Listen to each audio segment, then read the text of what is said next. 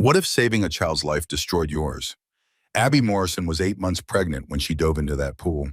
She didn't hesitate. A little girl was drowning, so she jumped in, risked her own baby, performed CPR, brought that child back to life. 4 million people watched the video, called her a hero, an angel, a perfect example of humanity. But they didn't know the truth. That drowning girl, she was 6 years old. Her name was Emma Hart, and her mother was standing right there. Ungrateful, almost hostile, threatening to sue. Emma Hart. That name sounded familiar. Where had Abby heard it before? Then it hit her. Her husband's phone. A calendar notification 6 weeks ago, Tiffany Hart. Saturday night meeting. Wait, that couldn't be right, could it? At the hospital, Abby discovered something that would shatter everything. Her marriage, her future, her entire reality. The little girl she saved, that was her husband's daughter, with his mistress. A secret family he'd been hiding for 7 years. And the viral video that made her a hero? It was about to expose every lie, drain every bank account, and force her to choose between breaking down or fighting back. This is the story of what happened next. When one act of heroism revealed a lifetime of betrayal, when going viral meant losing everything, and when a pregnant woman with nothing left discovered she was stronger than she ever knew. Stay with me, because this story will break your heart, make you furious, and remind you that sometimes the person who needs saving most is yourself. The splash was wrong, too quiet, too final. Abigail Morrison sat poolside at Riverside Community Center on a Tuesday afternoon in late August. The heat pressed down like a blanket, sweat beaded at her temples. Her ankles, swollen from 8 months of pregnancy, hung over the edge of a plastic lounge chair. The baby kicked her ribs.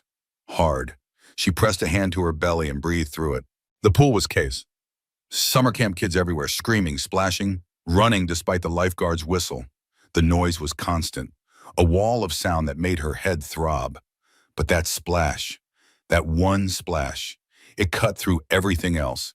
Abby's eyes found the deep end. A small blonde girl, maybe 6 years old, sinking, not thrashing, not screaming, just sinking, silent. The way drowning actually looks, nothing like the movies. The lifeguard was turned away, blowing his whistle at boys doing cannonballs in the shallow end. Abby moved without thinking. Her body was slow, heavy.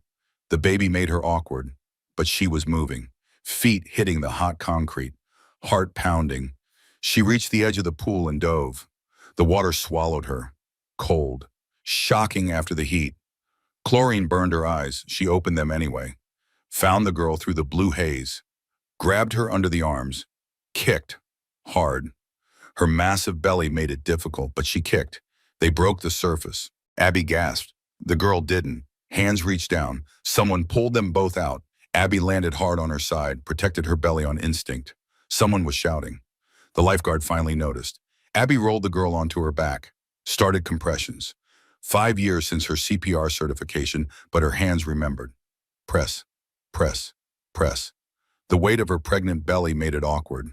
She shifted, kept going. Breathe into the small mouth. Watch the chest rise. Press, press, press. The crowd gathered. Phones out. Always phones, recording everything. Press, press, press. The girl coughed, vomited pool water, gasped, alive. Abby sat back on her heels. Her hands shook. The baby kicked again, harder this time, angry at the stress. She pressed both hands to her belly, breathed. Paramedics appeared. Where had they come from? Someone must have called. They took over, asked the girl questions. She nodded, cried, said her name was Emma. Abby stayed on the concrete. Couldn't stand yet. Her legs felt like water. A paramedic crouched beside her. Young, maybe 25. Kind eyes. You saved her life, Dee said. That was incredible. Abby shook her head. Anyone would have. No, he said. They wouldn't. And you're 8 months pregnant. That dive, that rescue, you're a hero. The word felt too big. She wasn't a hero. She was just a woman who saw a child drowning. What else could she have done? A woman pushed through the crowd, late 20s, beautiful, Designer sunglasses perched on her head, expensive workout clothes. She looked frantic, performed frantic. Something about it felt off. Emma! The woman dropped to her knees beside the girl. Oh my God, Emma, I say, baby, are you okay? The paramedic explained what happened. The woman barely glanced at Abby. You moved her? The woman's voice was sharp, accusatory. You shouldn't have moved her. What if she had a spinal injury? I have a lawyer. You know that, right? I have a very good lawyer. The crowd murmured, shocked. Abby blinked. This woman, this mother, was threatening her for saving her daughter's life. The paramedic frowned. Ma'am, your daughter was drowning. This woman saved her. If she hadn't moved her, your daughter would be dead. The woman stood, adjusted her sunglasses. Yes, well, I appreciate the effort, but I need to know your name for my records in case there are complications. Abby's mouth opened, closed. No words came. Another paramedic spoke up. The little girl's name is Emma Hart, and you just saved her life, ma'am. That's all that matters here. Emma Hart. The name hit Abby like a punch. Hart. Where had she heard that name? Her phone. Derek's phone. 6 weeks ago, she'd borrowed it because hers died. A calendar notification popped up. Tiffany Hart, presentation review. But it was a Saturday, at night. She'd asked Derek about it. He said it was a typo. Wrong day. The presentation was actually Friday afternoon. Perfectly innocent. But the name Tiffany Hart, this woman, this mother, her last name was Hart. Abby's hand went to her belly. The baby kicked. Once, twice. Like a warning. The paramedic was asking her questions. Did she feel okay? Any cramping? She should come to the hospital. Get checked out. Stress during pregnancy. Exertion. Better to be safe. She agreed, couldn't think straight. Just nodded. Yes, hospital. Check the baby. Make sure everything was okay. But her mind was spinning. Tiffany Hart. Emma Hart. That notification on Derek's phone. The paramedics helped her stand. Her legs wobbled. Someone brought her bag, her phone. She clutched both, followed the paramedics to the ambulance. Behind her, phones were still recording. The video was probably already online. Someone would post it. Everyone posted everything now. She climbed into the ambulance. The doors closed. The siren started. The noise faded. All she could hear was her own heartbeat. And that name, echoing Tiffany Hart. Emma Hart, Derek's phone, Saturday night, presentation review. The baby kicked again. Abby pressed her hand to her belly. It's okay, she whispered. To the baby, to herself. Everything's okay. But her hands were shaking, and she couldn't stop thinking about that name. The hospital waiting room smelled like antiseptic and fear. Abby sat in a plastic chair that dug into her back. A nurse had taken her vitals 20 minutes ago. Blood pressure elevated. Not dangerous, but concerning. They wanted to monitor her, keep her for observation.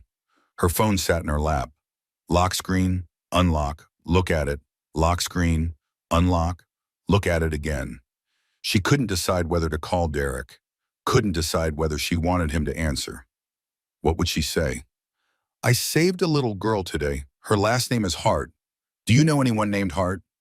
No, that sounded crazy. Paranoid. He'd tell her she was being hormonal.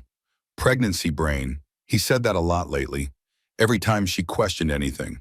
Lock, unlock, lock. A nurse appeared. Older, competent looking. She smiled at Abby. Mrs. Morrison, we have a room ready. Let's get you and baby checked out. Abby followed her through double doors, down a hallway, into a small room. The nurse helped her onto the bed, strapped a monitor around her belly. The baby's heartbeat filled the room immediately. Thump, thump, thump, thump, thump, thump, steady, strong.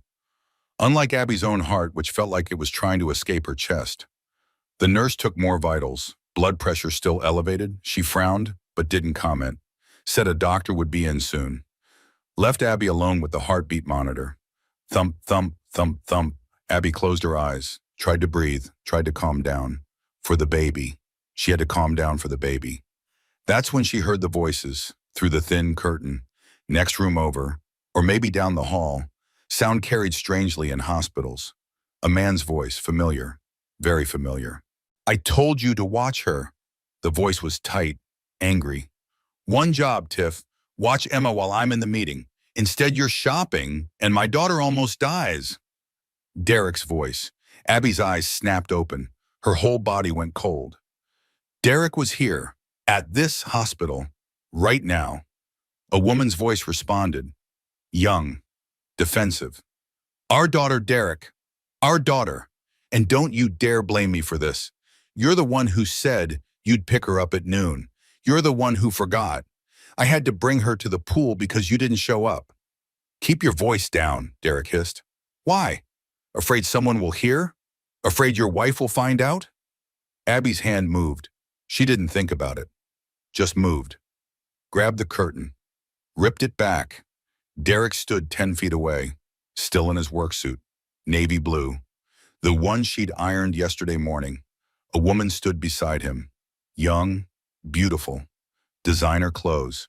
The same woman from the pool. They both turned, saw Abby. Derek's face went white. Actually white, like all the blood just drained out. Abby, his voice cracked. What are you? Why are you? Abby stood, the monitor around her belly pulled tight, but she didn't care. She walked toward them, each step deliberate, her belly leading the way, 8 months pregnant and walking toward her husband and the woman who'd threatened to sue her. I saved your daughter's life, Abby said. Her voice sounded strange, flat, empty. Your daughter, not ours, yours and hers. The woman's eyes went wide. She looked at Derek, back at Abby, her mouth opened. Oh my God, she said. You're the pregnant woman. The one who… Derek, you said she didn't know. You said… Shut up, Tiffany. Derek's hand shot out, grabbed the woman's arm. Hard. Abby, this isn't… Let me explain. This isn't what it looks like. Your daughter almost drowned, Abby said. You called her your daughter just now. You said my daughter. I can explain. You called her Tiff, like a nickname, like you're close. Ooh, Abby, please. A nurse appeared, different one this time, younger. She looked at Abby, at the monitor still strapped to her belly, at her face. Mrs. Morrison, your blood pressure is spiking. I need you to sit down. For the baby. Abby looked at the nurse, at Derek, at the woman named Tiffany who had Derek's daughter. Derek's 6-year-old daughter who almost drowned while Abby was sitting by that pool. 8 months pregnant with Derek's other child. Get them out, Abby said to the nurse. Both of them. Get them out right now. The nurse looked at Derek, at Tiffany. Her face hardened. You heard her, the nurse said. Out, now, or I'll call security. Derek stepped forward. Abby, you don't understand. Let me explain. This isn't what you think. Out, the nurse repeated. Firmer this time. Security appeared. 2 guards, large men. They escorted Derek and Tiffany away. Derek was talking, explaining. His voice carried down the hallway, excuses that blended into noise. The nurse guided Abby back to the bed, checked the monitor. The baby's heartbeat was faster now. Stressed. I'm not crazy, Abby said. Not to the nurse, to herself out loud. I know what I saw, what I'm seeing. I believe you, the nurse said quietly. She adjusted the monitor. I believe you. Abby lay back on the bed, stared at the ceiling. The fluorescent lights buzzed. The baby's heartbeat filled the room. Thump, thump, thump, thump, thump, thump. Her husband had a daughter, a 6-year-old daughter, with a woman named Tiffany Hart, the woman whose name appeared on Derek's calendar 6 weeks ago, for a Saturday night presentation review that was supposedly a typo. Her water hadn't broken, but everything else had. The nurse brought her water, told her to rest, to breathe, that the doctor would be in soon. Abby closed her eyes, but she couldn't rest, couldn't breathe properly. Because behind her closed eyes, all she could see was Derek's face, the terror, when he saw her. The panic. He hadn't looked surprised to be caught. He'd looked terrified of what would happen next, which meant he'd known all along. This wasn't new, wasn't a mistake. This was something he'd been hiding, something he'd worked to keep secret. A 6-year-old daughter, Emma was 6 years old. Derek had been with Tiffany for at least 7 years, maybe longer. 7 years ago, Abby and Derek were engaged, planning their wedding, picking out flowers and venues and cake flavors. 7 years ago, Derek was getting someone else pregnant. The baby kicked, hard, right under Abby's ribs, like she was trying to break free, like she knew, somehow knew that everything had just changed. Abby's hand went to her phone, still in her pocket. She pulled it out, unlocked it.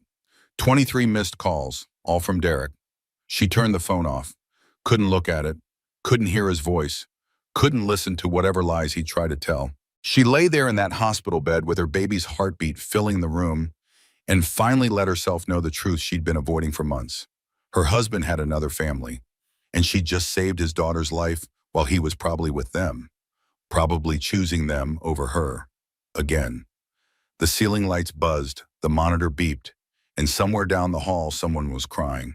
Abby closed her eyes and waited for the doctor, for someone to tell her the baby was okay, that she was okay, even though nothing was okay. Nothing would ever be okay again. Abby's phone buzzed like angry wasps trapped in her purse. Once, twice, a dozen times in rapid succession. She sat in Hannah's car. Her younger sister had driven 3 hours after receiving Abby's text. 4 words. Derek has another family. Hannah hadn't asked questions, just dropped everything. Drove, picked Abby up from the hospital at midnight. The doctors cleared her after 6 hours of monitoring. Baby was fine. Heart rate good. No contractions, just stress, just emotional trauma. Just her entire life imploding while 8 months pregnant. "You need to see this," Hannah said. Her voice was careful, gentle. The tone people used when delivering bad news. Hannah handed over her phone. The screen glowed in the dark car. A video played. Abby recognized the pool, the angle from someone's phone. Whoever filmed had been standing near the diving board. The video showed everything. Abby diving into the pool, belly first, pulling Emma out, the CPR, the crowd gathering, Emma coughing, coming back to life, Tiffany arriving. Her harsh words barely audible, but the body language clear. Dismissive, ungrateful. The caption read, "Pregnant hero saves ungrateful woman's drowning daughter." This is what humanity looks like. Heart emoji, praying hands emoji, hashtag faith, hashtag heroism, hashtag pregnant in fearless. 4 million views, 8,000 comments, posted 6 hours ago. Hannah scrolled down, showed Abby the comments. That woman who saved the kid is an actual angel. The mother's reaction is disgusting. She should be on her knees thanking her. Anyone else notice the pregnant woman risked her own baby to save that child? That's real love right there. Putting someone else's child above your own safety. Then the comments shifted. Hannah scrolled faster. Wait, that's Tiffany Hart. I know her. She's an executive assistant at Morrison Tech. The pregnant woman is Abigail Morrison. That's Derek Morrison's wife. Holy shit. Derek Morrison is the CEO of Morrison Tech. That's his mistress. No way. Are you serious? Look at the company website. That's definitely Tiffany Hart. She's listed as Derek Morrison's executive assistant. Someone check property records. I bet he bought her a place. Found it.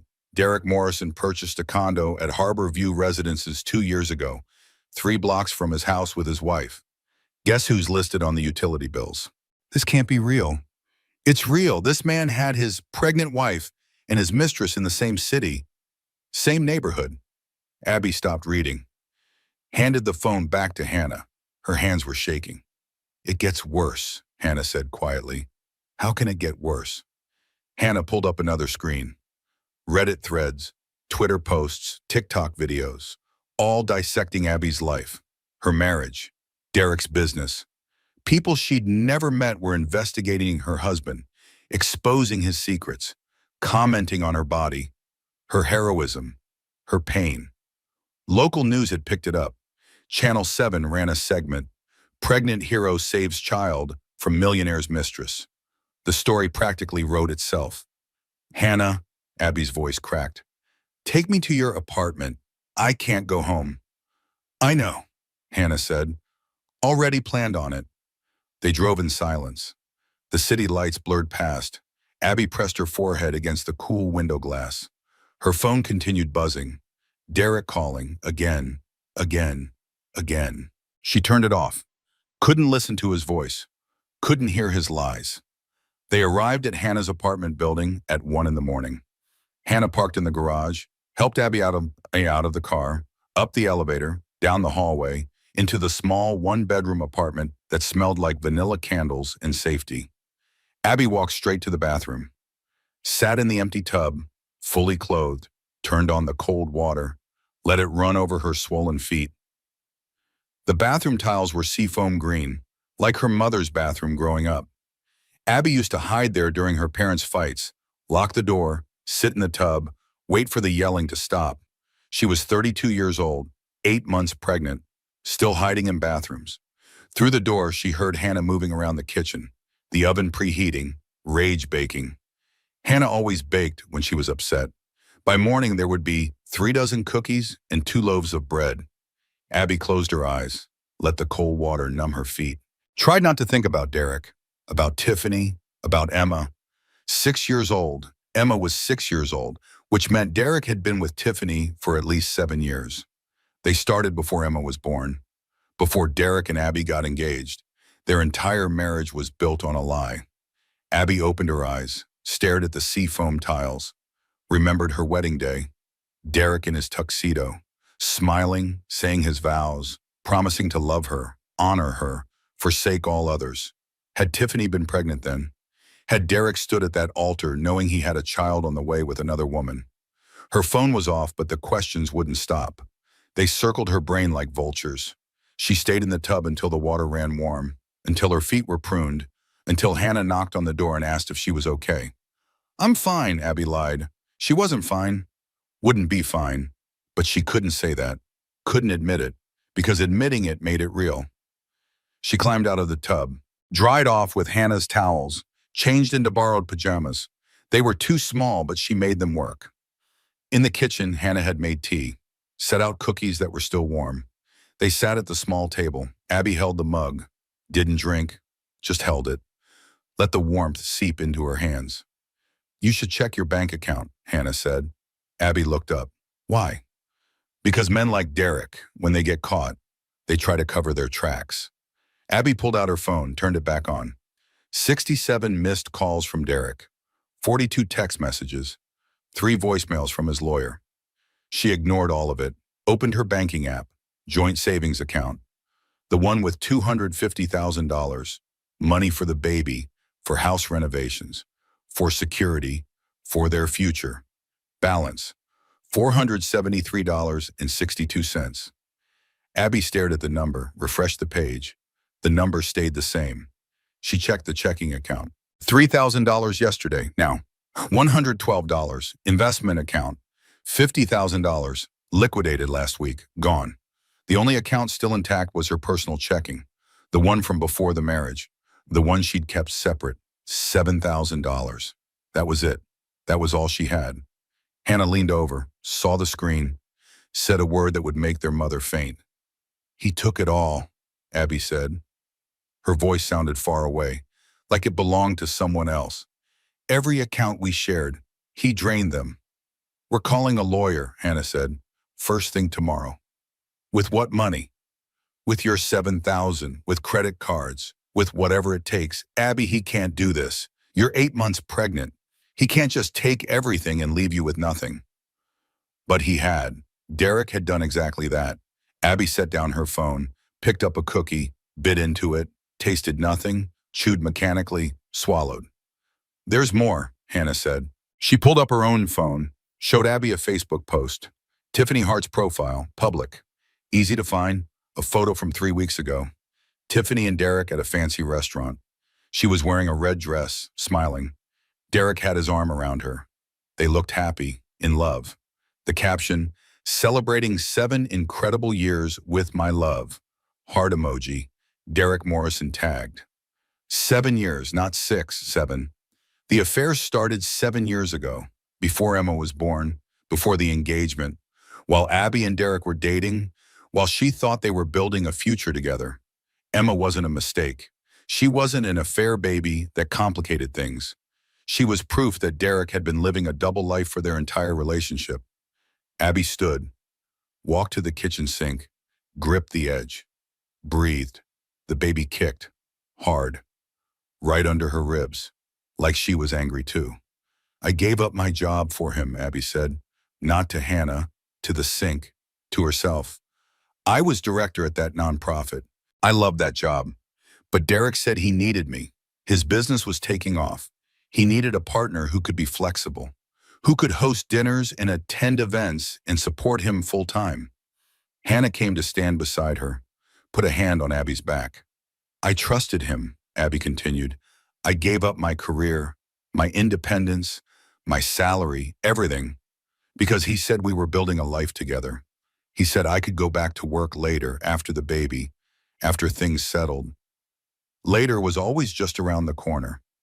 He lied to you, Hannah said. He manipulated you. This isn't your fault. I should have known.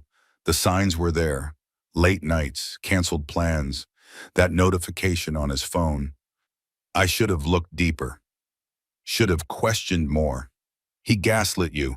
Every time you questioned something, what did he say? Abby closed her eyes, remembered. He said I was being hormonal, pregnancy brain, paranoid. He made me feel crazy for seeing what was right in front of me. Because he wanted you to feel crazy. Because gaslighting works. It's designed to make you doubt yourself. The baby kicked again, softer this time, like she was listening. Abby turned on the faucet, splashed cold water on her face, looked at her reflection in the window above the sink. She looked exhausted, swollen, defeated. But she wasn't defeated. Not yet. Tomorrow we call a lawyer, Abby said. Tonight I'm going to sleep, or try to, and in the morning we start fighting back. Hannah squeezed her shoulder. That's my sister. They cleaned up the kitchen together, put away the cookies, washed the mugs. Hannah made up the couch with blankets and pillows. Abby lay down, stared at the ceiling. The baby settled, quiet for the first time all day. Outside, the city hummed, cars passing, people living their normal lives. Tomorrow she'd figure out how to live hers, how to be 8 months pregnant and starting over, how to be a single mother with no money and no plan.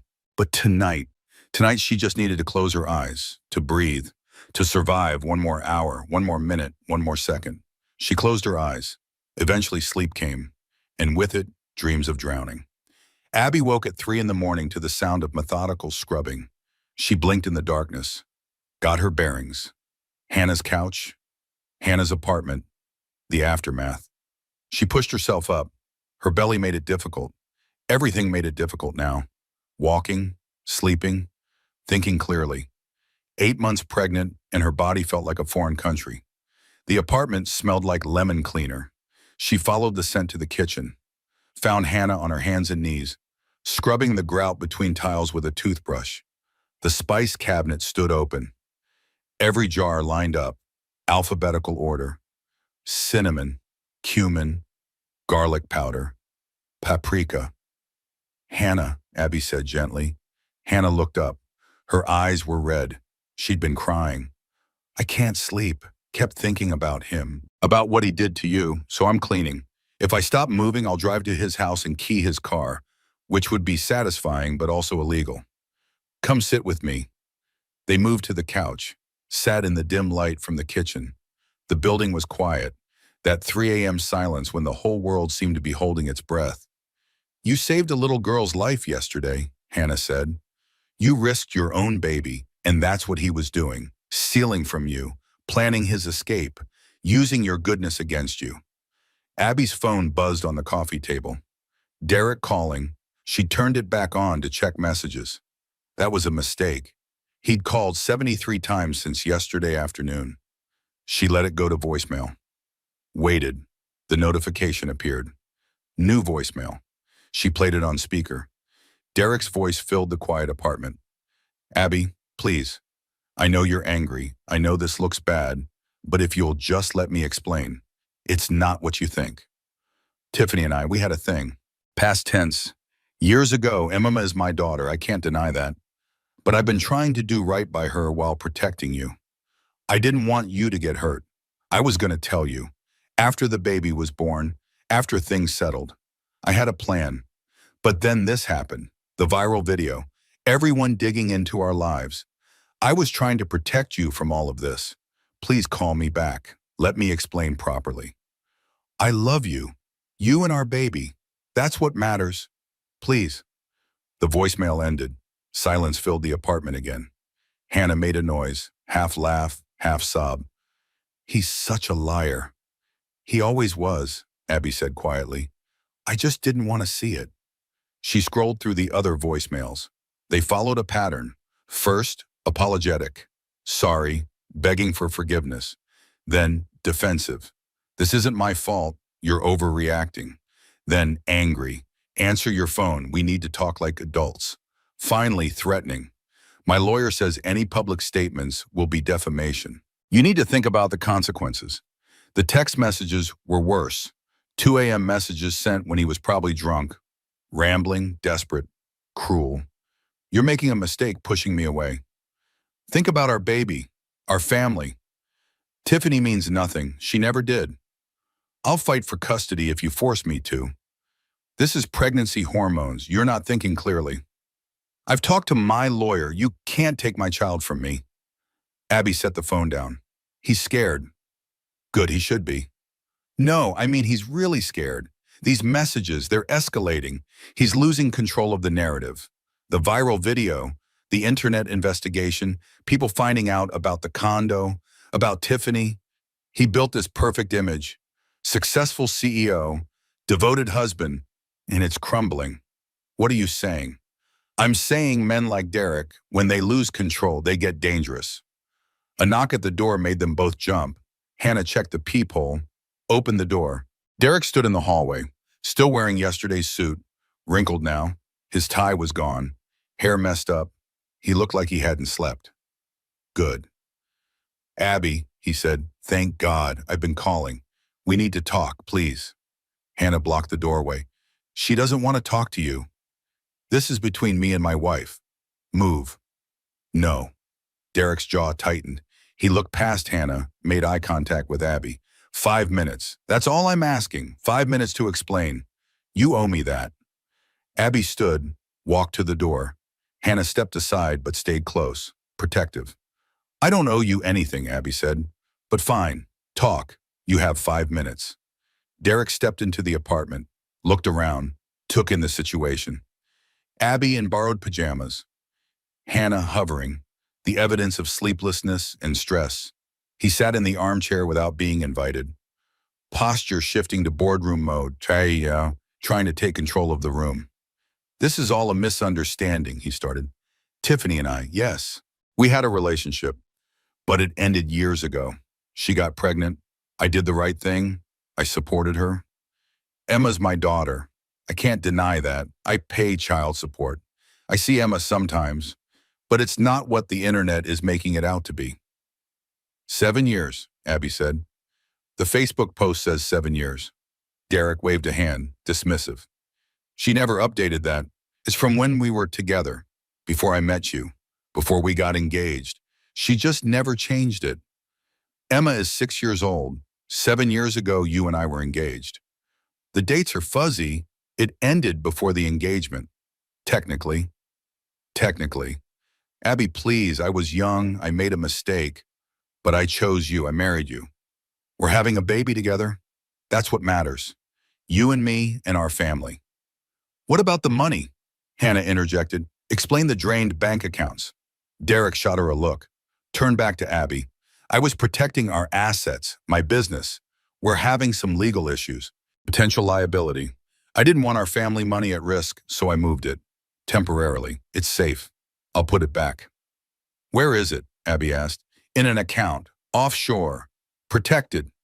You drained our joint accounts without telling me while I'm 8 months pregnant, and you think that's protecting me? I was going to tell you, but then the video happened. Everything blew up. I didn't have time. Abby sat back down. Her belly felt heavy. The baby was quiet, listening maybe, learning what kind of man her father was. The condo, Abby said. You bought Tiffany a condo 3 blocks from our house. That's not. That was an investment property. She lives there, but she pays rent. It's a business arrangement. Her name isn't on the utility bills. Derek's face hardened. You've been investigating me. No, the internet did. 4 million people saw that video. They found everything, the condo, the property records, your lies. It's not a lie if I was protecting you from information that would hurt you. That's gaslighting. That's love. I love you. I was trying to spare you pain. Hannah made a noise. Derek ignored her. Marcus Webb called, Hannah said. Your business partner. He had interesting things to say about your company's finances. Derek went still, actually still, like he'd been frozen. What did Marcus say? That you've been cooking the books, hiding failed investments, lying about quarterly earnings, that the millionaire image is smoke in mirrors, that you're broke and facing fraud charges. Derek stood, fast, angry. Marcus is bitter. We bought him out last year. He's making things up. He has documents, emails, recordings from board meetings. He's lying. Are you? Abby stood too, belly first, faced him. Are you lying about the business? About the money? About Tiffany? About everything? Derek's mask slipped. For just a second, Abby saw the real him, the calculation, the manipulation, the total lack of remorse. Then the mask came back, smooth, practiced. I'm trying to protect our family. That's all I've ever done. But if you want to believe gossip and bitter ex-partners over your own husband, fine, I'll leave. But know this, I'll fight for custody. I'll prove you're unfit. Unstable. Everyone already thinks you're crazy after that stunt at the pool. That stunt saved your daughter's life. And now she's being used against me because you couldn't just accept my help quietly. Abby felt something shift inside her, something cold and sharp and final. Get out. Abby, get out of this apartment. Get away from me. My lawyer will contact yours. Your lawyer with what money? I'll find a way. I always do. That's the difference between us, Derek. I build things. You just take credit for them. Derek stared at her, realizing maybe that she wasn't going to break, wasn't going to beg, wasn't going to believe his lies anymore. He left, slammed the door hard enough that a picture frame fell off the wall. Glass shattered. Hannah locked the door, checked the peephole, made sure he was really gone. Turned back to Abby. You okay? No, but I will be. Abby's phone buzzed. Text message. Unknown number. This is Tiffany. We need to talk. It's about Derek and Emma, please. Hannah read over her shoulder. It's a trap. Maybe, or maybe she's scared too. You're not seriously considering meeting with her. Abby looked at the message. At the time, 4:30 in the morning. Tiffany was awake, reaching out, terrified enough to contact the wife. If Derek's scared enough to threaten me, Abby said slowly, he's probably threatening her too. And she has a 6-year-old daughter to protect. So do you. You have a baby to protect. I know, which is why I need to know what Tiffany knows, what Derek's hiding, how bad this really is. She typed back, hospital cafeteria, tomorrow night, 2 a.m. The response was immediate. I'll be there. Abby set the phone down, looked at Hannah, at the broken picture frame, at the mess Derek left behind even in his absence. Tomorrow she'd meet the mistress.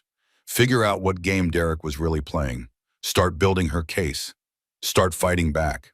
But right now she needed to rest, to breathe, to hold her belly and tell her baby that everything would be okay, even if she didn't believe it yet. The hospital cafeteria at 2 in the morning existed in a strange twilight. Fluorescent lights hummed overhead. The smell of burnt coffee and antiseptic hung in the air.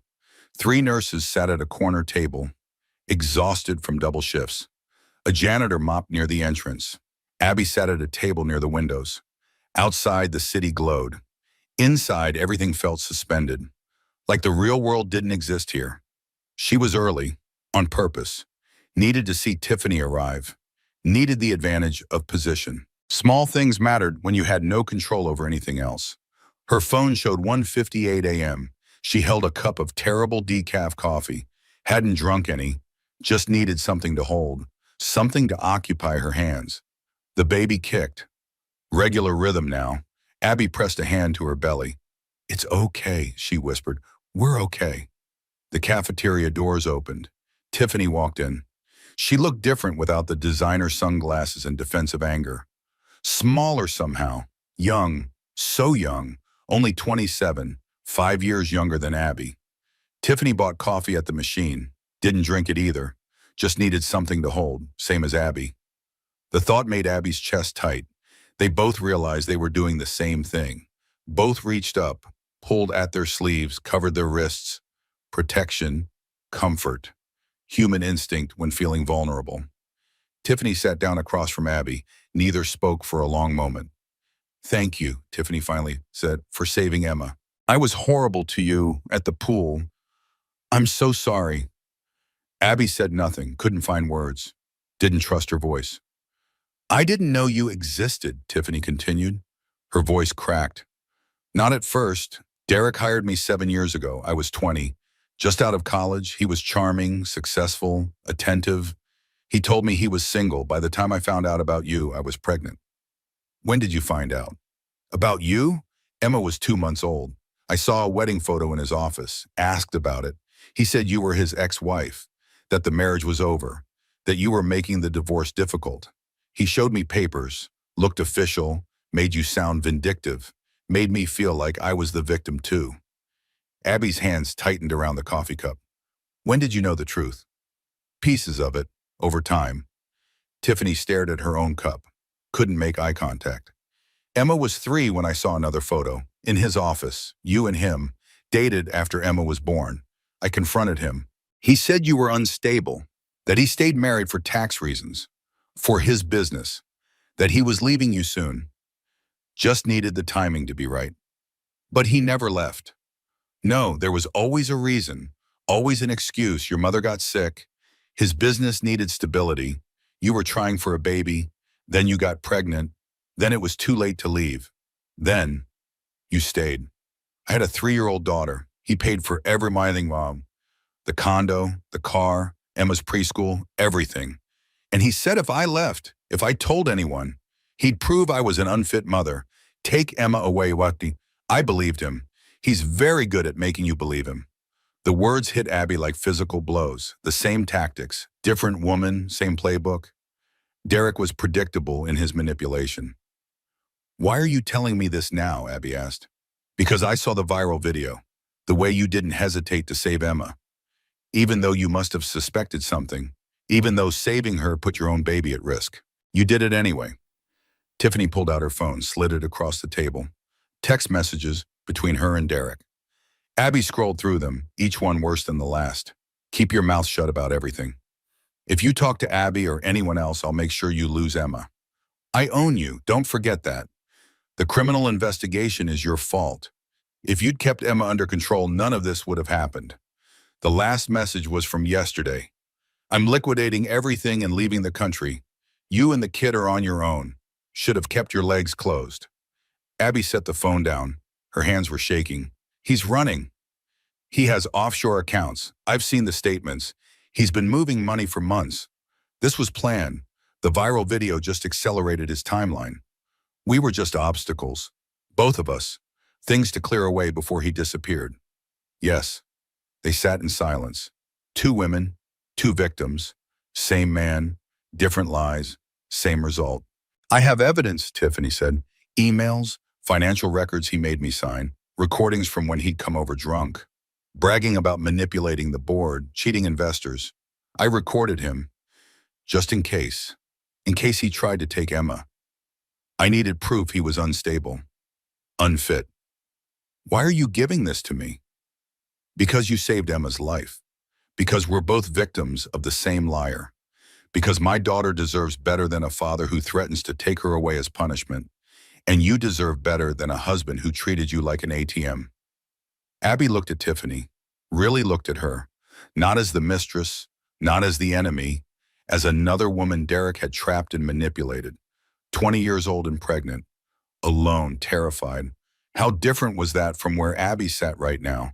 32 and pregnant, alone, terrified. "If we do this," Abby said slowly, "if we work together, we go all the way, no protecting him, no last-minute guilt. He deserves what's coming." "I know. Emma deserves a father who doesn't weaponize custody. You deserve a husband who doesn't steal your security. We both deserve better."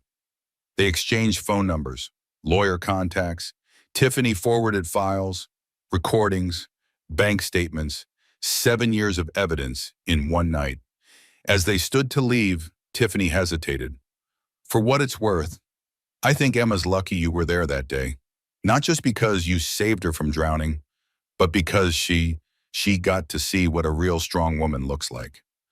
Abby's throat tightened. She nodded. Couldn't speak. They left the cafeteria separately. Tiffany first, then Abby 5 minutes later. Outside, the sun was starting to rise, pink and gold over the city skyline. Abby stood in the parking garage, one hand on her belly, the other holding her phone with all the evidence. Her lawyer, Patricia Caldwell. Trish. Hannah had found her. A divorce attorney with a reputation for eating men like Derek for breakfast. Abby had an appointment at 9 a.m. 4 hours from now, she drove back to Hannah's apartment. The roads were empty. That pre-dawn quiet. She thought about Tiffany, about Emma, about the baby in her belly, about all the women Derek had hurt in his pursuit of whatever he thought he needed. Power, control, the ability to live multiple lives with no consequences. But consequences were coming. Abby pulled into Hannah's parking garage, turned off the car, sat in the silence. Her phone buzzed. Text from Derek. I know you met with her. Big mistake, Abby. Big mistake. She deleted it, turned off the phone. Upstairs, Hannah was awake. Coffee brewing, breakfast cooking. Rachel had arrived sometime during the night, her best friend since college. She'd driven from 2 states away. They hugged, Abby cried, finally let herself cry, in Rachel's arms, with Hannah hovering, in the safety of people who actually loved her. We're going to destroy him, Rachel said. Not a question, a promise. Yes, Abby agreed, we are. 4 hours later, Abby sat in Patricia Caldwell's office. The lawyer was exactly as advertised. Sharp eyes, no-nonsense demeanor. She reviewed the evidence. The recordings, the bank statements, the text messages from both Derek and Tiffany. This is good, Trish said. This is very good. We can work with this. She outlined the strategy: emergency divorce hearing, injunctive relief, freeze the remaining assets, temporary spousal support, and criminal referral for the fraud. How much do you have? Trish asked. $7,000. That's $6,000 more than most of my clients. Here's the thing, Abigail. You're viral. You're sympathetic. You're 8 months pregnant, and you saved a child while your husband was with his other family. If we play this right, you'll have every women's advocacy group in the state offering support. The door buzzed. Trish's assistant appeared. Miss Caldwell, there's a Constance Morrison here. Says she's the mother-in-law. Needs to see Mrs. Morrison immediately. Abby's stomach dropped. Derek's mother, Old Money, Connecticut, winters in Aspen. Voted least likely to support the betrayed daughter-in-law. Constance Morrison swept in wearing Chanel and Fury. 65 years old. Elegant. Terrifying. Abby braced for attack. I have sat through 4 decades of lunches with women whose husbands embarrassed them, Constance announced without preamble. I will not watch my son become that man. Abigail, I apologize for my son's unconscionable behavior. I've brought you something. She slid a folder across the desk. Financial records, property deeds, emails between Derek and his business partners. My late husband built that company from nothing. I still own 30%. Derek tried to forge my signature on liquidation documents last month. My lawyer caught it. I've been investigating ever since. Abby stared at the folder, at Constance. You're helping me. I'm helping justice. My son is a liar and a thief. He gets that from his father, unfortunately. But I'll be damned if I let him destroy you the way my husband tried to destroy me. Trish smiled, actually smiled. Mrs. Morrison, Sr., welcome to the team. They spent 2 hours going through everything, building the case, planning the emergency hearing. Constance knew things, had access Derek didn't realize she still had. When they finished, Constance insisted on taking Abby to lunch, a quiet French restaurant. They ate soup in near silence. Constance ordered for both of them, knew Abby's pregnancy restrictions better than Abby expected. Finally, my husband cheated, 3 times that I knew about. 4 times I learned later. I stayed. It was different then. Different choices. You have choices I didn't. Use them. I'm scared, Abby admitted. Good. Fear means you're thinking clearly, but don't let it stop you from acting. They finished lunch. Constance paid. Dropped Abby back at Hannah's apartment. Rachel was there, waiting, with a suitcase. I'm staying, Rachel announced. Hannah called. You need someone who'll let you cry and someone who'll make you laugh. Tag team support. That evening, the 3 of them, Abby, Hannah, Rachel, they went through old photos on Abby's phone. Every picture with Derek, finding the lie, business trip to Seattle. Tiffany posted from Seattle that same weekend. Guys golf weekend. Emma's birthday party. Late night at the office. Restaurant check-in with Tiffany. The evidence was always there. Abby just didn't know to look. Didn't know the questions to ask. He was good, Rachel said. He's been doing this a long time. This isn't your fault. I should have seen it. He was designed to be invisible. That's what makes men like him dangerous. They ordered pizza, watched a comedy, pretended to laugh, pretended things were normal, pretended the world wasn't ending. But under it all, Abby felt something new building. Not just anger, not just hurt, something harder. Something that would carry her through what came next. Determination. Derek thought he'd broken her, thought she'd crumble, disappear quietly. He was wrong. The baby kicked. Strong, insistent, alive. Abby pressed her hand to her belly, made a silent promise. To her daughter, to herself, to every woman Derek had ever hurt. This wasn't over. This was just beginning. 3 a.m., Abby woke to wetness. For one heart-stopping moment, she thought her water broke. Too early. The baby wasn't due for 3 more weeks, but it was just sweat and cramping, sharp pains across her belly. She breathed through them, counted like Dr. Mitchell taught her. Irregular, probably Braxton Hicks, probably stress. But they hurt, really hurt. By 5 a.m., they were regular, every 7 minutes. Abby sat up, tried to stand. The room spun. She grabbed the couch arm, steadied herself. Hannah, she called. Her voice cracked. Hannah, I need help. Hannah appeared immediately, took one look at Abby, started grabbing things. Keys, wallet, phone, hospital, now. They made it to the car. Hannah drove fast but careful. The pre-dawn streets were empty. Streetlights blurred past. Abby watched them, counted them, tried to focus on something other than the pain. It's too early, she said. The baby's not ready. The baby's going to be fine. You're going to be fine. Just breathe. At the hospital, triage, wheelchair, forms, questions, all of it happened in a blur. Then a room, a bed, monitors, the steady beep of the baby's heartbeat. Strong, constant. Unlike Abby's heart, which felt like it was trying to escape her chest, Dr. Mitchell arrived, examined her, checked the monitors. Her face was calm, professional, but Abby saw the concern.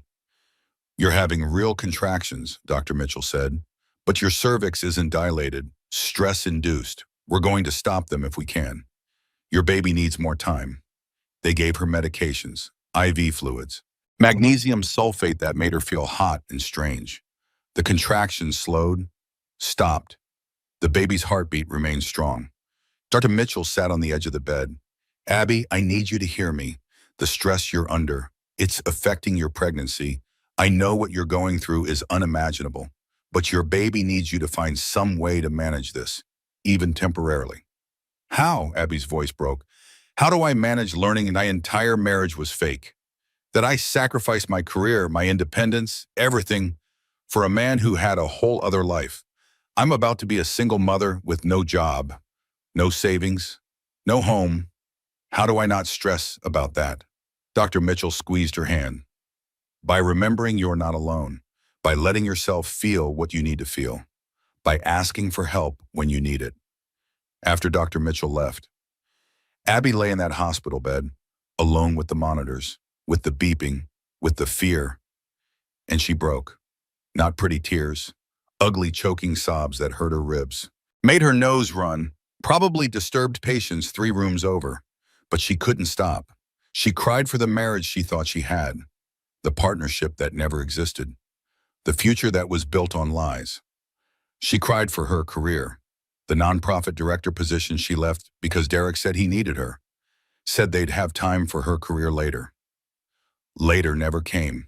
She cried for the version of herself who trusted easily, who believed in love, who thought good intentions and hard work guaranteed good outcomes.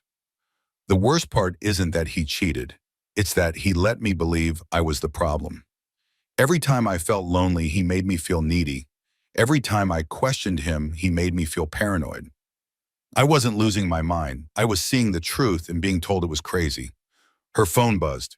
Text from unknown number. She almost ignored it, but something made her look. "This is Tiffany. Turn on the news, Channel 7. Now." Abby grabbed the TV remote, turned on the small screen mounted to the wall, found Channel 7. Derek's face filled the screen. Press conference, expensive suit, lawyers flanking him, crisis PR team in the background. "I want to address the recent viral incident and subsequent rumors about my personal life," Derek said. Calm, collected, lying. "First, I'm immensely grateful to my wife Abigail for her heroic actions saving a child's life. Her bravery doesn't surprise me. It's why I married her." Abby's hands clenched. He was spinning this, making himself the concerned husband. "However," Derek continued, "the stress of this incident has unfortunately triggered a mental health crisis that my wife has been battling throughout her pregnancy. We've been seeking treatment privately, but the viral attention has exacerbated her condition, leading her to make false allegations against me and others. No, no, no, no. I ask for privacy as our family navigates this difficult time and focuses on welcoming our child safely." The screen cut to Derek's lawyer. "We'll be pursuing a restraining order for Mr. Morrison's safety and seeking temporary custody arrangements given Mrs. Morrison's current state." The TV went dark. Abby had thrown the remote. It clattered against the wall, fell to the floor. He was calling her crazy, unstable, using her pregnancy against her, making her the villain.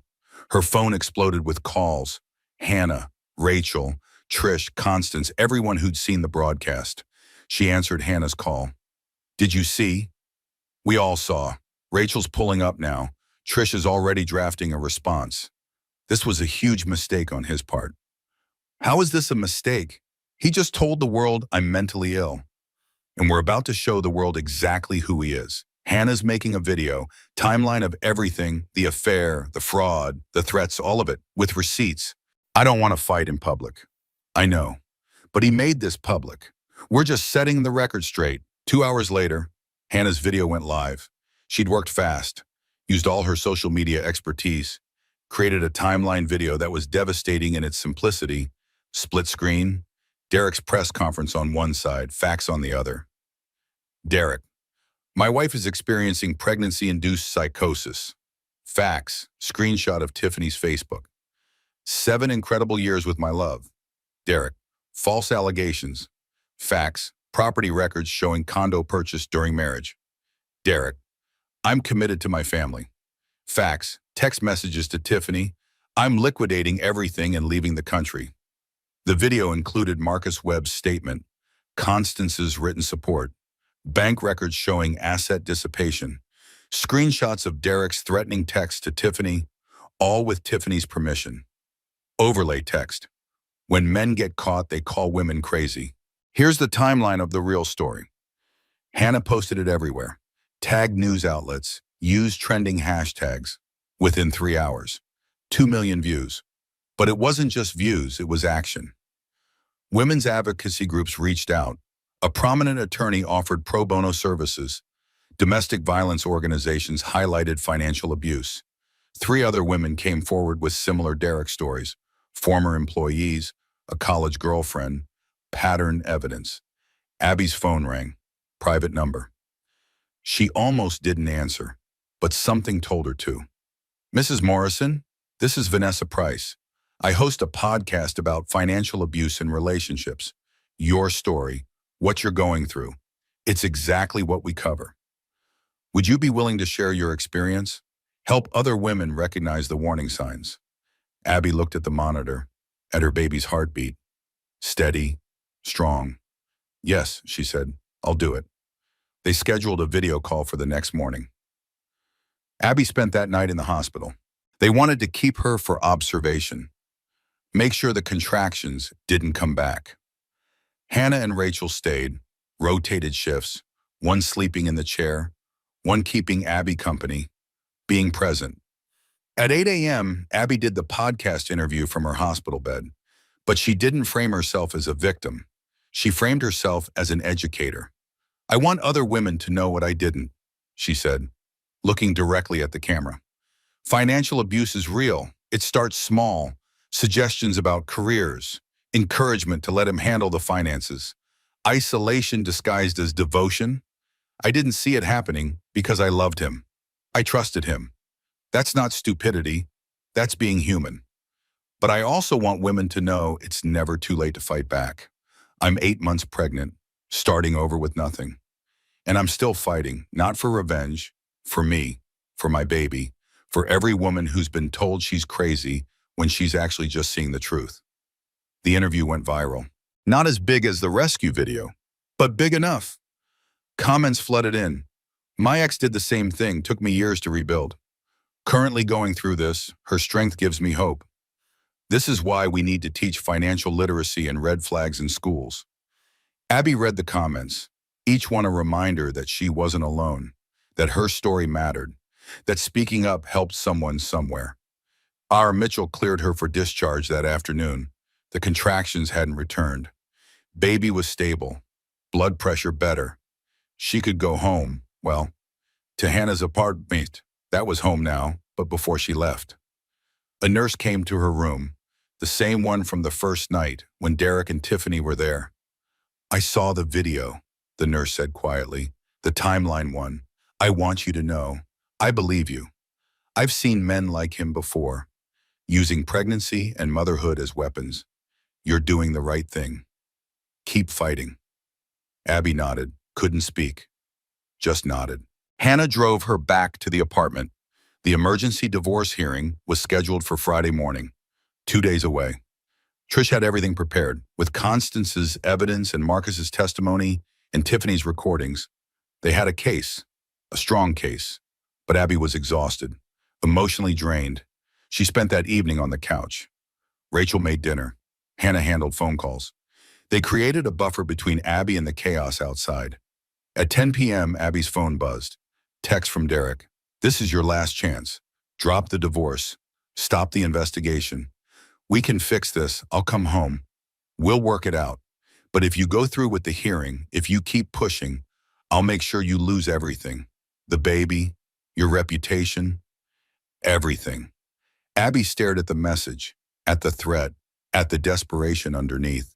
She forwarded it to Trish, added it to the evidence file, then blocked Derek's number. She was done listening to his lies, done being manipulated, done being scared. Friday morning, she'd stand in front of a judge, tell her truth, fight for her future, for her baby's future. But tonight, she just needed to rest, to breathe, to hold her belly and feel her daughter kick, to remember why she was doing this, not for revenge, not for money, for something simpler, more profound, for the right to live in truth, to raise her daughter without lies, to build a life based on reality instead of manipulation. The baby kicked, hard, right under her ribs. I know, Abby whispered. I'm scared too, but we're going to be okay. I promise we're going to be okay. She closed her eyes, and for the first time in days, she believed it. Friday morning arrived with golden sunlight. Abby woke before dawn, couldn't sleep. Too much anxiety, too much at stake. She lay on Hannah's couch, one hand on her belly, breathing. The baby was quiet, saving energy maybe, or just listening, learning that today would change everything. Hannah appeared at 6 a.m. with coffee. With the decaf for Abby, and a schedule written on a notepad. 7 a.m. shower, 7:30 breakfast, 8, get dressed, 8:30, leave for courthouse. Hearing starts at 9:30, we'll be early. I want you in that courtroom before Derek arrives. Rachel emerged from the bedroom, hair already done. I picked up your dress from the apartment yesterday. Derek wasn't there. Left it with the doorman. Navy blue, professional, maternity cut. You'll look perfect. They moved through the morning like a military operation. Abby showered, let Hannah braid her hair. Rachel made eggs and toast, made sure Abby ate, protein and carbs, fuel for the battle ahead. At 8 a.m., Abby stood in front of Hannah's mirror. The navy dress fit well, professional but not apologetic. Her belly was obvious, 8 months pregnant and fighting for her future. Let them see it. Let them know what Derek had done to a woman carrying his child. Constance arrived at 8:15 in her car, a Mercedes. Black, elegant. She took one look at Abby and nodded approval. Good, Constance said. You look strong, competent, not a victim, a survivor. That's what the judge needs to see. They drove to the courthouse in convoy. Constance's Mercedes, Hannah's sedan with Rachel, a united front. The courthouse steps were chaos. News vans, protesters with signs, "Believe women." Financial abuse is real. Someone had organized a flash mob of pregnant women in solidarity. They stood on one side of the steps, hands on their bellies, silent, powerful. Abby's throat tightened. These women, these strangers, they were here for her, supporting her, believing her. Hannah helped her out of the car. Rachel took her other arm. They walked up those steps together, through the protesters, past the cameras, into the courthouse. Derek arrived 5 minutes later, alone except for his lawyers. No family, no friends, just hired professionals. He looked drawn, cornered, dangerous. When their eyes met across the courthouse lobby, she saw the calculation. The fury barely contained, she looked away. Wouldn't give him the satisfaction of her fear. The courtroom was smaller than Abby expected. Wood paneling, high windows, the seal of the state above the judge's bench. She sat at the plaintiff's table with Trish. Constance sat directly behind her, a physical reminder of support. Derek sat at the defendant's table. His lawyers flanked him.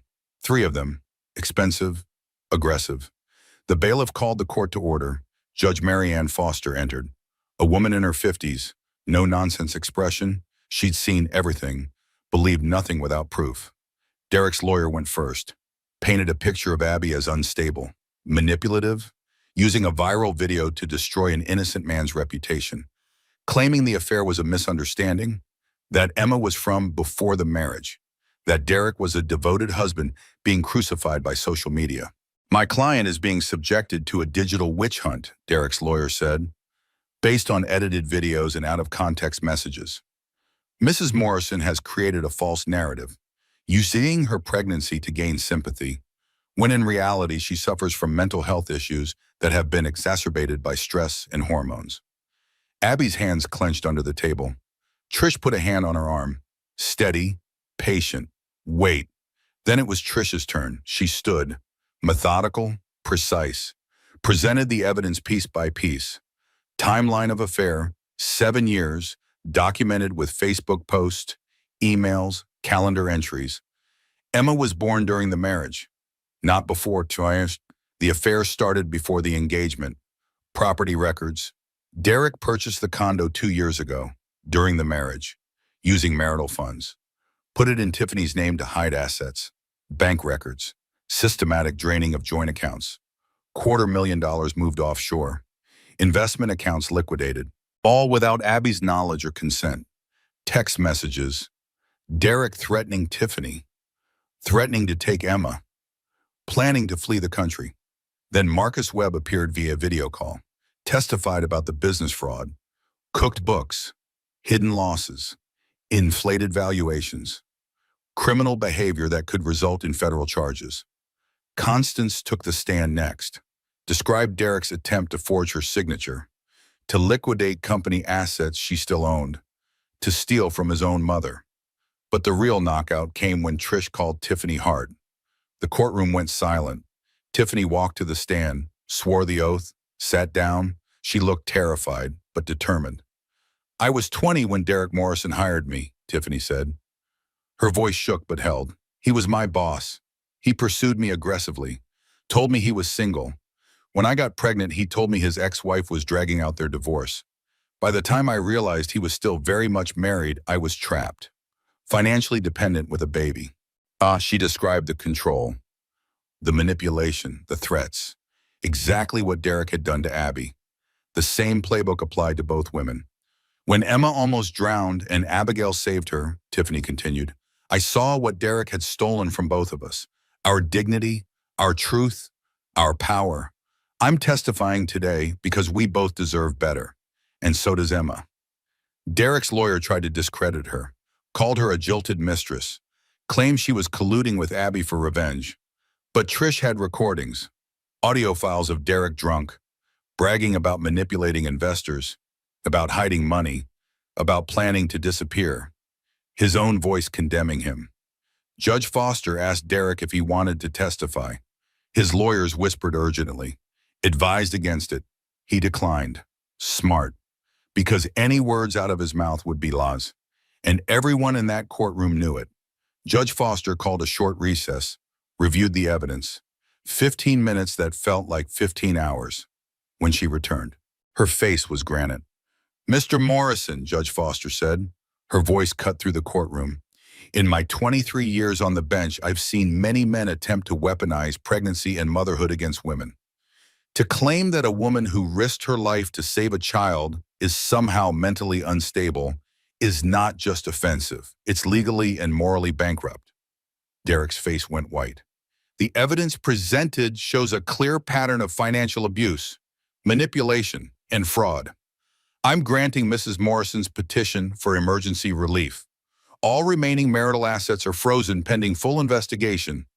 You are ordered to pay temporary spousal support of $15,000 monthly. Restraining order granted. You are to have no contact with Mrs. Morrison except through attorneys. The gavel hadn't fallen yet. Judge Foster wasn't done. Additionally, I'm referring this case to the district attorney's office for criminal investigation. The evidence of fraud and embezzlement warrants prosecution. This court is adjourned. The gavel fell. Final. Absolute. Derek stood, his lawyer scrambled, trying to spin this, to find an angle, but there was no angle, no escape. He'd been destroyed by his own actions, his own words, his own greed. He turned, made eye contact with Abby one last time. She saw it all. The rage, the defeat, the realization that he'd underestimated her. Thought she'd break quietly, disappear. He was wrong. Outside the courthouse, the pregnant women flash mob had multiplied. 20 women became 50. They started singing, Respect by Aretha Franklin. It was absurd, perfect, beautiful. Abby stood on those courthouse steps, one hand on her belly, breathing, really breathing, for the first time in months. Rachel hugged her carefully, mindful of the belly. You did it. We did it, Abby corrected. Reporters shouted questions. Abby ignored them. Trish gave a brief statement. Professional, dignified, highlighting financial abuse, encouraging other women to seek help. They drove back to Hannah's apartment, ordered Thai food, sat in comfortable silence, watched a mindless comedy, didn't discuss Derek or courts or any of it, just existed together, in the aftermath, in the relief. Abby fell asleep on the couch at 8 p.m., feet in Rachel's lap, Hannah covering her with a blanket, safe, finally safe. She dreamed of swimming, of diving deep underwater, of breathing easily in impossible places, of surfacing to sunlight, of being clean, free, whole. When she woke at 3 a.m., the baby was kicking, strong, steady kicks, like applause, like celebration. Abby pressed both hands to her belly, whispered to her daughter, we did it. We fought back. And we won, not with anger, not with revenge, with truth, with dignity, with the help of people who love us. The baby kicked again, agreement maybe, or just restlessness, ready to be born, ready to meet this mother who fought so hard for her future. Soon, Abby promised, soon you'll be here.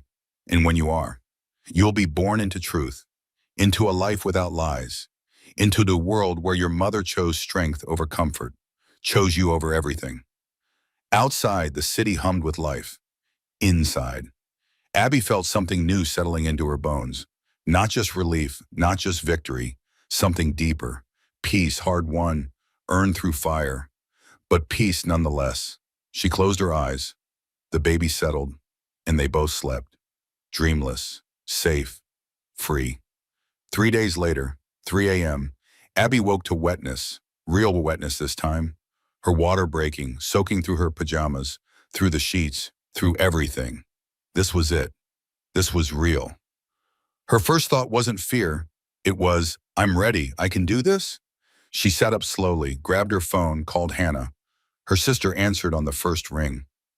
Already awake, like she'd been waiting. It's time, Abby said. I'm getting the car. Don't move. But Abby was already moving, changing clothes, grabbing the hospital bag they'd packed last week, breathing through the first contraction. Not bad yet, just pressure, tightening, the beginning. Hannah appeared, hair in a messy bun, Rachel right behind her. They'd been taking turns sleeping on the couch, making sure Abby wasn't alone. Just in case. This was the in case. They made it to the car, to the hospital, checked in at labor and delivery. The nurses recognized Abby from the previous visit, recognized her from the viral video, from the news coverage. They were gentle, kind, rooting for her. A room, a bed, monitors hooked up. The baby's heartbeat filled the space immediately. Thump, thump, thump, thump, thump, thump, strong, steady, ready. Dr. Mitchell arrived at 6 a.m., checked Abby's progress. 4 centimeters dilated, active labor, moving fast. You've got this, Dr. Mitchell said. Your body knows what to do. Just breathe through it. Labor was long, 16 hours, contractions that built like waves, cresting, breaking, pulling back over and over. Abby breathed through each one. Hannah timed them. Rachel played music from a carefully curated playlist. Soft, encouraging, distracting. Constance arrived at noon, brought ice chips and stern encouragement. You're a Morrison now, she said. We don't quit. At 2 p.m., Derek's lawyer called Trish. Derek had been legally notified of the labor per court requirements. Did he want to be present? The nurse relayed the message. Your husband was notified. He sent a text through his attorney. Let me know outcome. Outcome? Like Abby giving birth was a board meeting, a business transaction, something to be updated on via memo. Abby read the message between contractions, laughed, actually laughed. He has no idea what he's missing, she said. But she wasn't sad about his absence, wasn't disappointed. She was relieved. This moment, this birth, it was hers, her daughters, their people, the family they chose. 7 p.m. transition. The hardest part, contractions on top of each other. No break, no rest. Abby gripped Hannah's hand, breathed, pushed when told, rested when she could. Dr. Mitchell was calm, competent, present. You're almost there, I can see the head. One more big push. 7:43 p.m. Abigail Morrison gave birth to a healthy baby girl. 7 pounds 4 ounces, 20 inches long, perfect. The baby's first cry was sharp, indignant, alive. The most beautiful sound Abby had ever heard. They placed her on Abby's chest immediately. Skin to skin, warm, real. Hers, the weight of her, solid, present, the smell, clean, sweet, impossible to describe. The way her tiny hand gripped Abby's finger with surprising strength. What's her name? The nurse asked. Abby had thought about this, had a name picked out with Derek, his grandmother's name. But that life was gone, that future erased. Grace, Abby said. Grace Eleanor Morrison. Eleanor for her own mother, the woman who taught her to be strong, who showed her that leaving was possible, that starting over was survival. Grace for what this journey taught her. Grace for the undeserved gift of this perfect child. Grace for the ability to forgive herself for not seeing sooner, for trusting too easily, for loving someone who didn't deserve it. Rachel cried. Hannah took 73 photos. Constance held the baby with surprising tenderness. Welcome, Grace, Constance said softly. You have no idea how wanted you are. They stayed 2 days in the hospital. Grace passed all her tests, nursed well, slept in fits and starts. Abby dozed between feedings, exhausted but exhilarated. Her body ached, but it was the good kind of ache. the kind that meant accomplishment, survival, triumph. On the second day, a knock at the door, a nurse poked her head in. "You have visitors, Tiffany Hart and her daughter Emma. They wanted to meet the baby, if that's okay." Abby looked at Grace, sleeping in the hospital bassinet. Tiny, perfect, innocent. "Send them in," Abby said. Tiffany entered carefully, holding Emma's hand. The 6-year-old looked shy, curious. She'd been through so much. This little girl who almost drowned, who unknowingly set everything in motion. "Hi," Emma said quietly. "My mama says you saved my life, and you just had a baby. She's really small." "She is," Abby agreed. "Would you like to come closer and see her?" Emma approached slowly, looked at Grace with wonder. "She's pretty. Is she my sister?" "Kinda." The adults exchanged looks. It was messy, complicated, true. "Kinda," Abby said. "We're going to figure it out as we go, but yes, you're connected.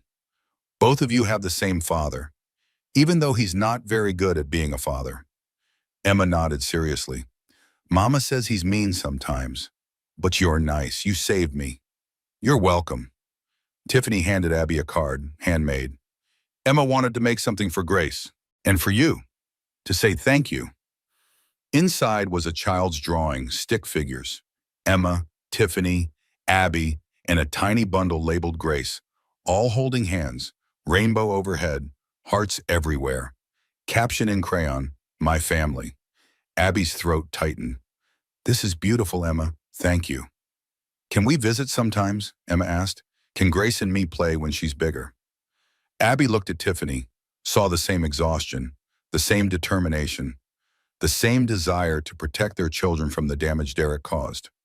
"Yes," Abby said. "When Grace is bigger, you can play. We'll figure out how to be a family. A different kind of family, but family." They stayed for 20 minutes. Emma told stories about school, about her favorite color, about the new goldfish she named Bubbles. Normal kid things, innocent, pure when they left. Abby held Grace closer. This baby would grow up knowing Emma, knowing Tiffany, knowing the complicated truth of her origins. But she'd also know love, know strength. Know that women could choose each other, could build family from broken pieces. The next morning, they went home, to Hannah's apartment for now. Eventually, Abby would get her own place, but not yet, not while healing, not while learning to be a mother. Marcus Webb called that afternoon. The board had voted. Derek was officially removed from the company. Criminal charges filed, assets seized pending trial.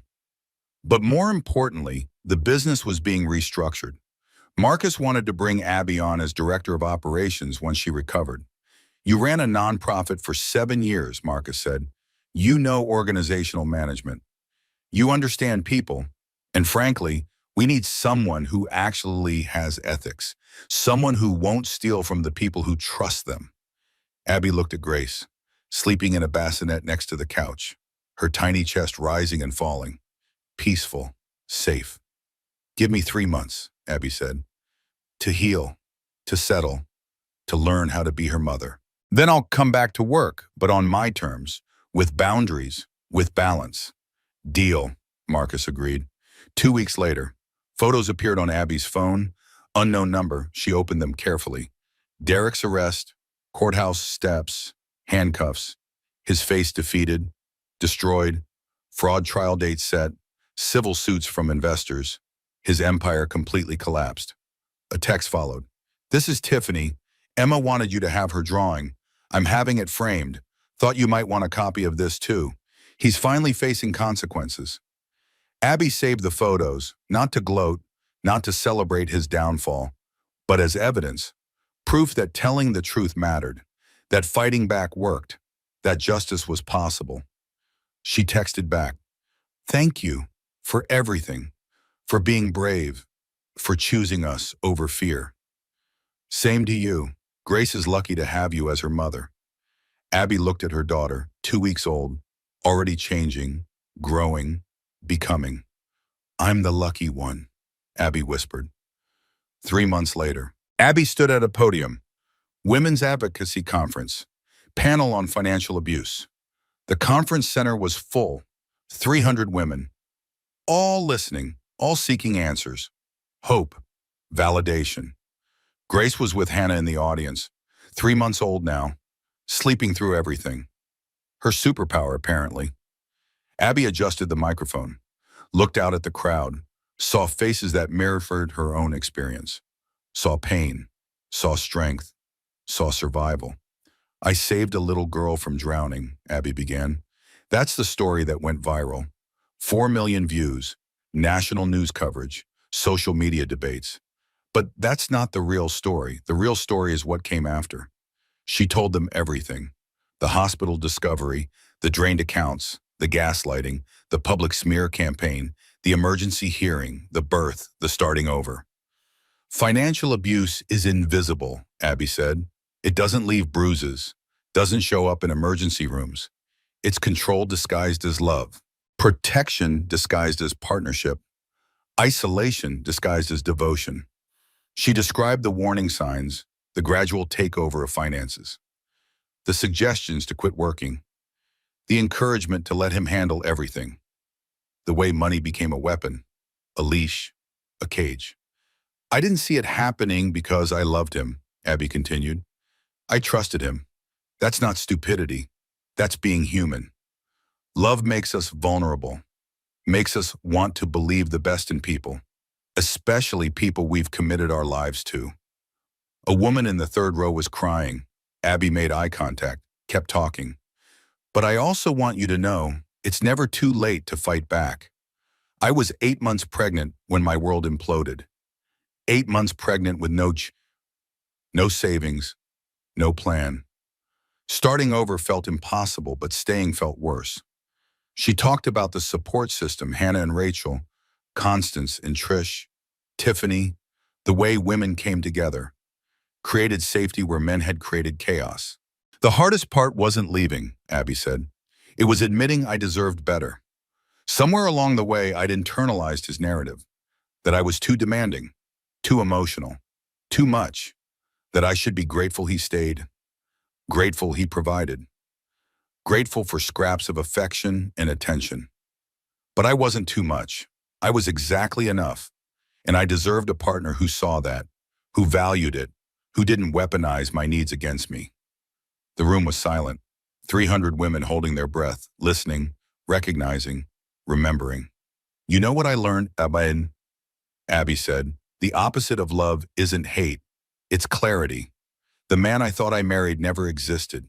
He was a performance, a mask, a carefully constructed image designed to get what he wanted.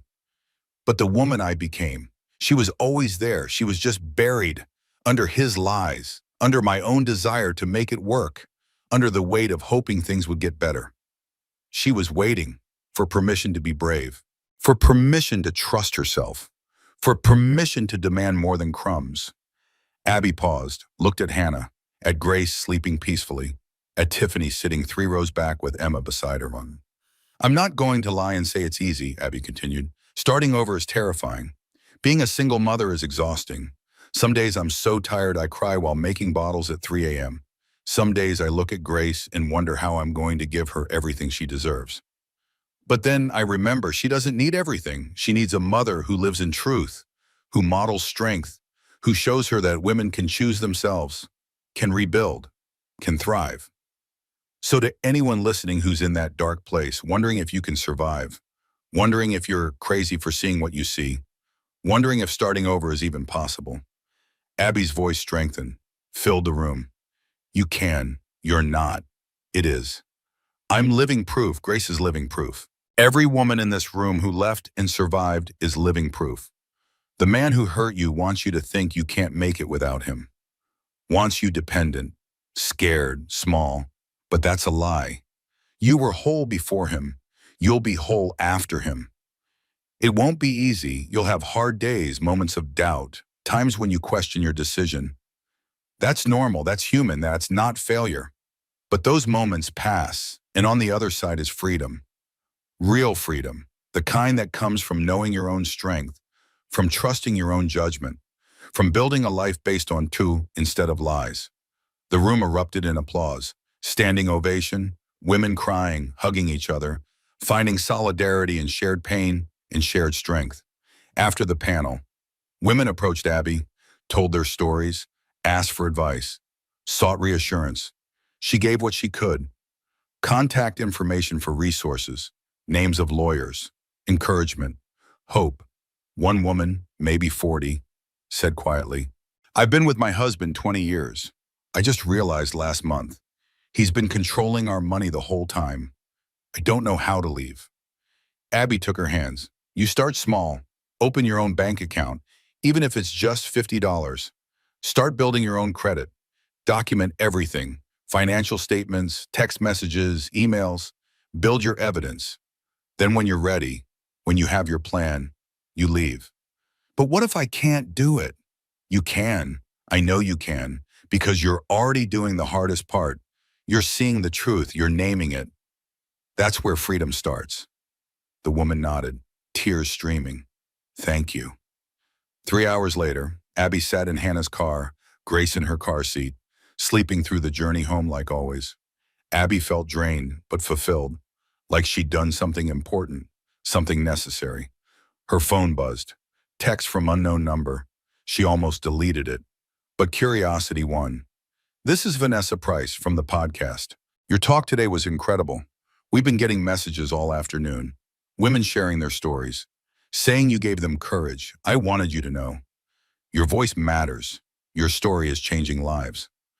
Abby saved the message, would read it again later when doubt crept in, when the hard days came, when she needed reminding that leaving Derek was right, that speaking up mattered. They drove home in comfortable silence, Hannah occasionally glancing back at Grace, making sure she was still sleeping, still peaceful, still perfect. At home, Rachel had dinner waiting, pasta and salad, simple, nourishing. They ate together, talked about the conference, about the women who shared their stories, about the power of speaking truth. After dinner, Abby sat in the small nursery corner of Hannah's living room, rocking Grace, singing softly. The baby's eyes were open, deep blue, watching her mother's face, learning, absorbing, growing. "You'll never know the man your father is," Abby whispered. "He gave up that right. But you'll know strong women, brave women, women who chose themselves, who chose us." Grace yawned, tiny, perfect, impossibly small. "You'll know your Aunt Hannah, who opened her home when we had nowhere else. Your Aunt Rachel, who drove 6 hours to be there when we needed her. Your grandmother Constance, who chose justice over family loyalty. And you'll know Tiffany and Emma, your complicated family, the one we built from broken pieces, the one that chose love over bitterness, understanding over judgment." Grace's eyes drifted closed, sleep pulling her under. Safe, warm, loved. Abby kept rocking, kept whispering, making promises, building dreams, creating the future they both deserved. Outside, the city hummed with life. Inside, Abby felt something she hadn't felt in months, maybe years. Joy, simple, uncomplicated, pure, not just relief, not just survival, but actual joy. In this moment, in this baby, this life they were building together. She'd saved a little girl from drowning. That was true, but the real truth, the deeper truth, she'd saved herself. 6 months later, Abby sat in her new apartment, small, affordable, safe. The morning sun filtered through sheer curtains. Grace slept in her crib, 6 months old now, rolling over, babbling, discovering the world one day at a time. Abby's phone buzz, calendar reminder. Meeting at Morrison Tech, her first official day back. Director of operations, the job Marcus offered, the career she was rebuilding, on her terms. She'd spent the last 3 months transitioning, working part-time from home, learning the company, understanding the restructure, building trust with a team that had been burned by Derek's fraud. Today was different. Today she'd go into the office, leave Grace with the nanny they'd hired, a grandmother type named Dorothy who sang lullabies and made homemade baby food. Grace loved her. That made leaving easier. Abby got dressed, professional clothes that actually fit now. Her body was different post-pregnancy, softer, stronger. She'd stopped trying to force it back to what it was. This body grew and birthed a human. It deserved respect, not punishment. At 7 a.m. Dorothy arrived, took Grace with practiced ease. "We'll be fine. You go do your thing. Show them what you're made of." Hannah drove Abby to the office. First day jitters felt surreal. She'd been coming here for years, as Derek's wife, attending company parties, playing supportive spouse, smiling through conversations about business which she wasn't allowed to understand. Now she was walking in as an executive, an equal, someone whose opinion mattered, whose expertise was valued. It felt revolutionary and terrifying in equal measure. Marcus met her in the lobby, gave her a tour like she'd never been there before. Because in a way, she hadn't. Not like this, not as herself. Her office was modest. Corner space with windows, a desk, a computer. Photos of Grace already in frames on the credenza, her nonprofit awards from her previous career, evidence of competence. Proof she wasn't just Derek's ex-wife. She was her own person, with her own skills, her own value. The morning was meetings, introductions, strategy sessions. Abby contributed ideas, asked questions, proved she belonged there, that Marcus hadn't made a mistake, that she could do this. At lunch, she ate at her desk, pumped breast milk in the designated lactation room, checked her phone. Dorothy had sent photos. Grace on a blanket, tummy time, smiling her gummy smile, thriving. At 3 p.m. her phone rang. Trish, the divorce lawyer. They'd become friends over the months. Abby answered on speaker. "Got news," Trish said. "Derek pled guilty, took a deal, 8 years for fraud and embezzlement. He'll serve at least 6 with good behavior." Abby sat back in her chair, processed. 8 years. Grace would be in elementary school when he got out, would barely remember him, might not remember him at all. "How do you feel?" Trish asked. "I don't know, not happy, not sad, just closed, like a chapter ending." "That's healthy. This was never about revenge. It was about consequences. He's facing them. You're moving forward. That's justice." After work, Abby picked up Grace from Dorothy's, held her close, breathed in that baby smell. Impossible to describe, impossible to forget. At home, she made dinner, simple pasta, dull taste now, not the bland sustenance of survival. She was learning to cook again, to enjoy food, to take care of herself because she mattered, not just as a mother, as a person. At 7 p.m., a knock at the door. Tiffany and Emma, scheduled visit. They'd been doing this weekly, building something new, something undefined, complicated family that defied easy labels. Emma ran to Grace's playmat, lay down beside her, made faces. Grace giggled. That perfect baby laugh that sounded like joy incarnate. "She's getting so big," Tiffany said. "And you look good, really good. The job is working out." "It is. It's challenging. But good challenging makes me remember who I was, before Derek, before everything." They ate dinner together, the 4 of them, Abby and Tiffany talking about work, life, challenges of single motherhood. Emma entertaining Grace with peekaboo games, normal, domestic, family.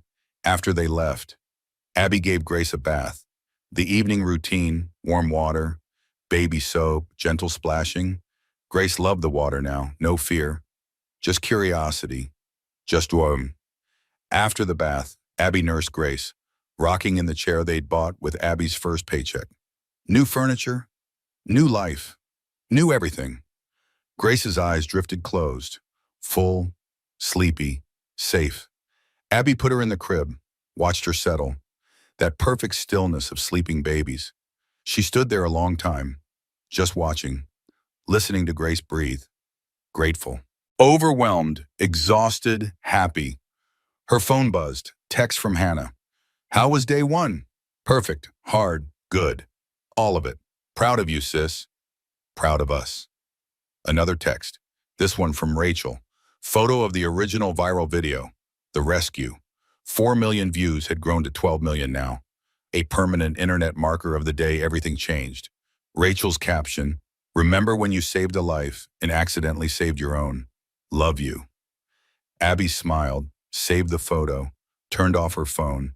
She walked to her small balcony, looked out over the city, the lights twinkling, people living their lives, stories intersecting, crises averted, futures built.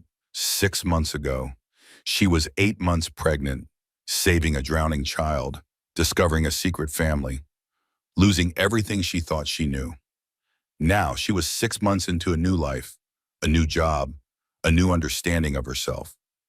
Grace slept safely in the next room. Tiffany and Emma were becoming family. Hannah and Rachel remained constant. Constance called weekly, checked on them both, sent gifts for Grace, proved family could be chosen. Derek was in prison. The company was recovering. The fraud charges were settled. His empire was destroyed by his own actions, his own greed, his own inability to see women as people instead of assets. But that wasn't her story anymore.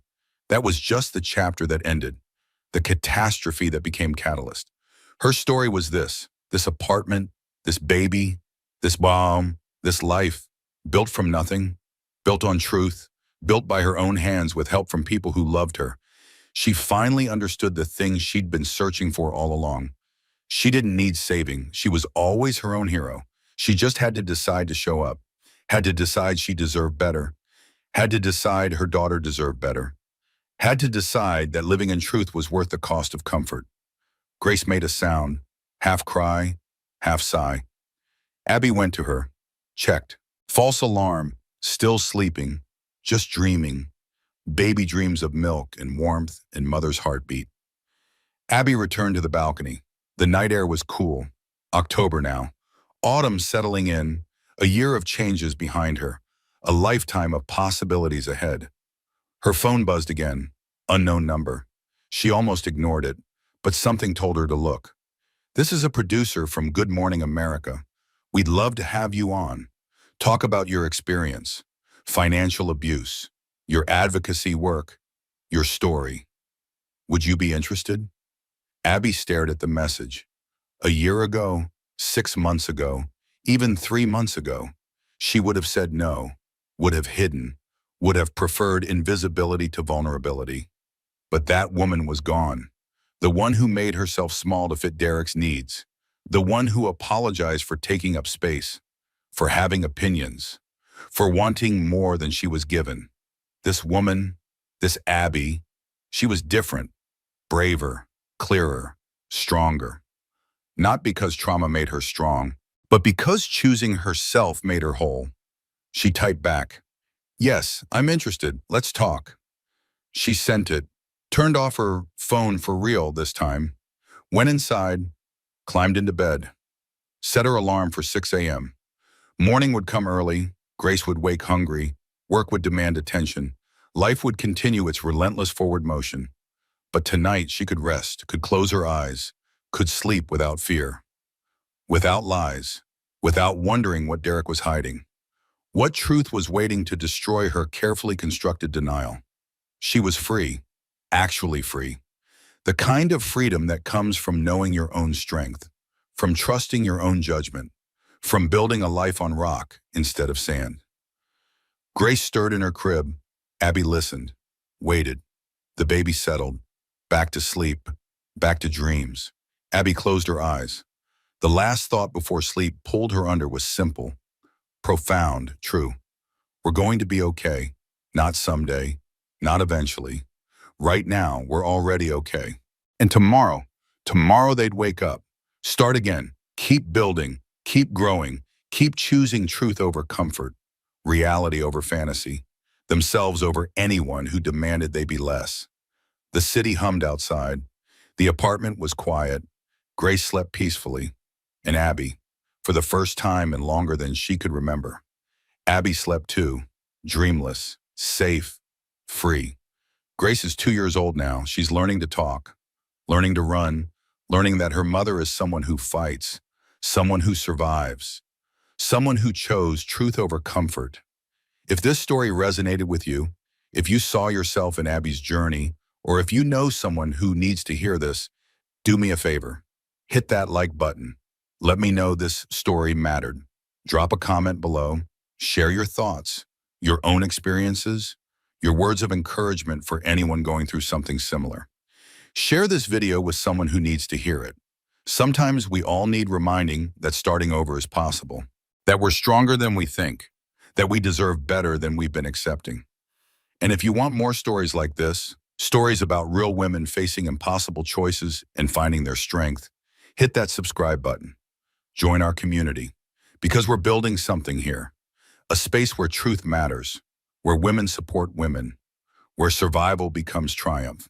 Thank you for listening to Abby's story. Thank you for being here. And remember, you're not alone. You never were. Until next time, stay strong, stay true, and never stop fighting for the life you deserve.